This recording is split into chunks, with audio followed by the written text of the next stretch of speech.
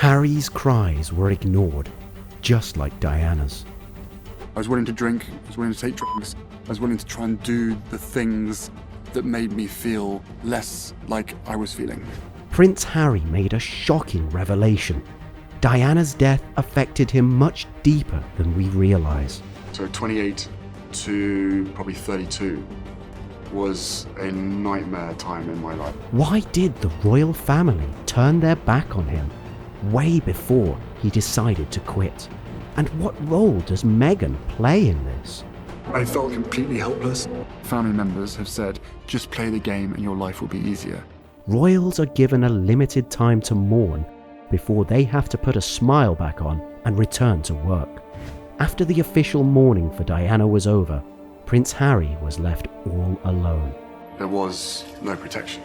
When my mum was taken away from me at the age of 12, just before my 13th birthday, I didn't want the life. There was no one to support and comfort Harry. Self-destruction felt like his only way out. Slowly became aware that, okay, I wasn't drinking Monday to Friday, but I would probably drink a week's worth in one day on a Friday or a Saturday night. He needed to fill the hole in his heart with something else. And I would find myself drinking not because I was enjoying it, but because I was trying to mask something. The memories about his mother haunted Harry. Instead of the happy times they spent together, all he could think about was this one moment.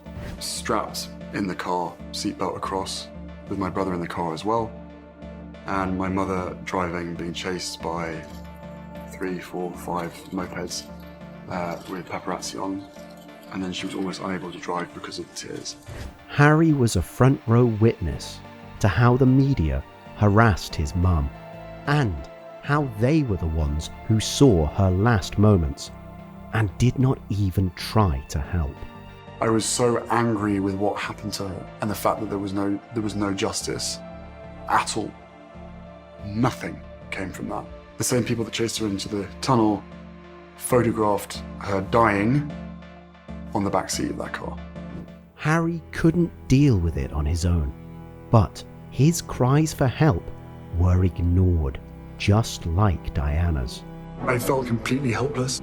I thought my family would help, but every single ask, request, warning, whatever it is, just got met with total silence or total neglect. All the royal family could say was just play the game. Family members have said, just play the game and your life will be easier. But I've got a hell of a lot of my mum in me. Diana's funeral was unbearable. Not only did he lose his mother, he also had to put up with the media, who treated it as just another big headline. Sharing the grief of my mother's death with the world. By this point, both of us were in shock. It was like I was outside of my body and just walking along doing what was expected of me. That day, he lost the only person who could have guided him in this world.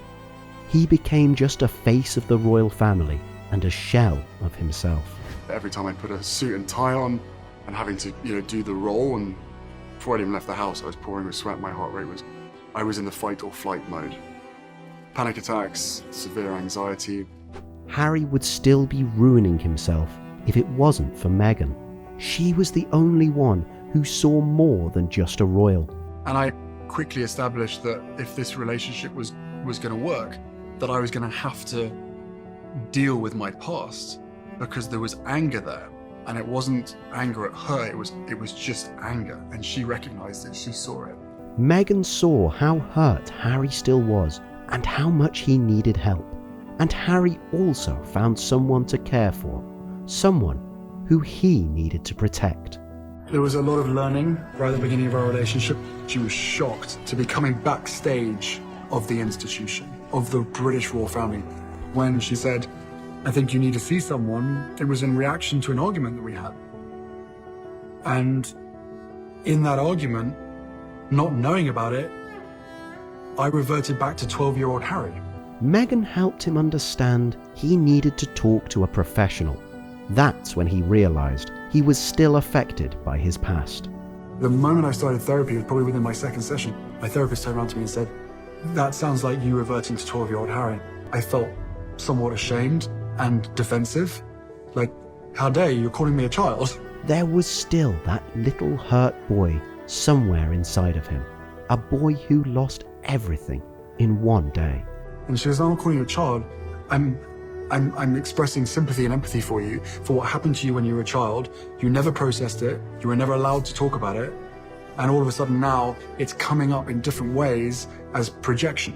Harry was eager to work on himself. He was scared to lose Meghan over it. Well, so how do I fix this? And it was a case of, you need to go back to the past, go back to the point of trauma, deal with it, process it, and then move forward. Hopefully, he'll be able to let it all go and become a better version of himself. Do you think Harry will get better someday? Or do you think he's exploiting this topic?